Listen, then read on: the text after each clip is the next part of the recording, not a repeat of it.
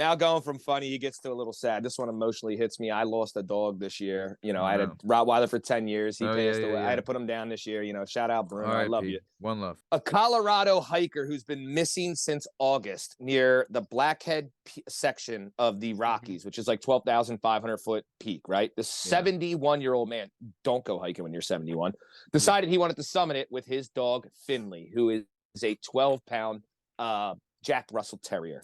So they get lost. No one knows where they're at. This is in August. They find him on my birthday. This is why I brought the story up. August 30th. They find him, or August 30th, October 30th. They find him.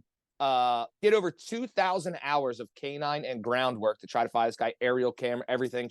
Can't find him. Of course, hunters find him. That's what always happens, right? So some hunters in the backwoods find his decomposing body. And what did they find? Not only his decomposing body, but young Finley at 6 pounds, who lost 50% of his body weight, still standing tough next to his owner, like man's best friend. This little Jack Russell Terrier would not leave this man's side for 10 weeks in incredibly low temperatures, right? You're in the Rockies, you're way up. So they said that the owner, when they did the autopsy, he died of hypothermia. And when you start to get hypothermia, especially when you're 71, don't hike when you're 71 in the mountains in Colorado Rockies. Whatever. Right. He when you get hypothermia and it starts coming in, you start getting delusional, you start getting like discombobulated, you don't know where it's going, and then it all kicks in, right? So this guy got confused, blah, blah, blah. This is what happened. He eventually went down, right? They bring the dog back. The dog's at 6 pounds. They think that it scurried around and maybe ate some mice. Also, at the 12-pound Jack Russell Terrier, had to avoid things like mountain lions, coyotes, wolves. You're in the Colorado Rockies. There's some real predators. God. This dog, female too, little bitches, gangster. Shout out this bitch. And I'm not being mean. That's what they call them. Right. This bitch is a real gangster to not only stick by her master's side, man's best friend, ride or die no matter what. This thing survived all those predators. So shout out Finley, shout out man's best friend, and shout out dogs. For any person, I still say this to this day, any person who doesn't with dogs, I don't with you, because I can't trust you. That's man's best friend. Nothing will ride as hard as a dog for you. Shout out Finley. Yeah. Incredible.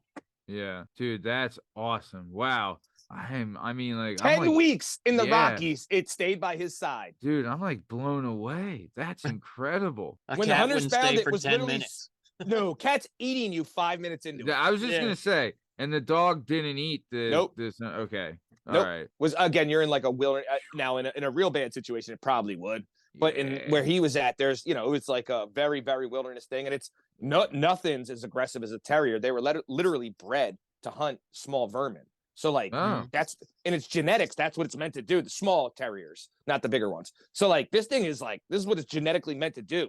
Chase and kill some rat or bunny, or, you know what I mean? Damn, dude, that's, I don't know. It's cool for the family too. It's cool for the family too. Like I know they lost their like a grandfather or whatever it was, but to have the family dog come back, and then people, they did say this, they were like, only if that dog could talk to tell you what it went through in 10 weeks of sticking by that man's side, what it endured, what it saw. Because again, at that size, dude. I'm sorry, sir, everything in the sky is also death. A hawk, an eagle, a raptor, a hawk. Dude, a snake, like anything.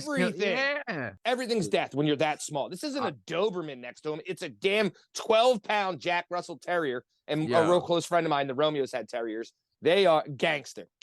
Dude, I'll tell you too, like this is like basically a housebroken dog. Like, you know what I mean? Like that goes from living in a house with an owner that takes care of it to fighting for its life every day.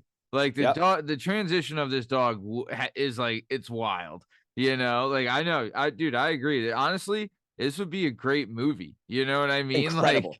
Like if they did, you know, maybe not a Homeward Bound style, but if they did, you know, I don't know, even if you made like a cartoon kind of thing out of it, but made it like ultra real of like, dude, this thing's fighting off fucking coyotes and all that shit. Woo! It reminds me of the meme. You ever see the one after like after 4th of July that they always send out, and it's like a dog and it's in like a military outfit and has a cigarette, and it's like the loud bangs, man. I'm different now. Like he's been to war. It changes you, and he's like smoking a cigarette.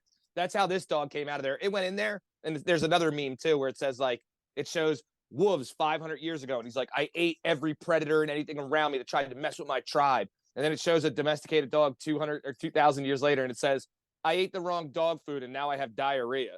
Like the difference between the two, like, come on, man. Yeah. Nah, love it, dude. Real good. Awesome stuff.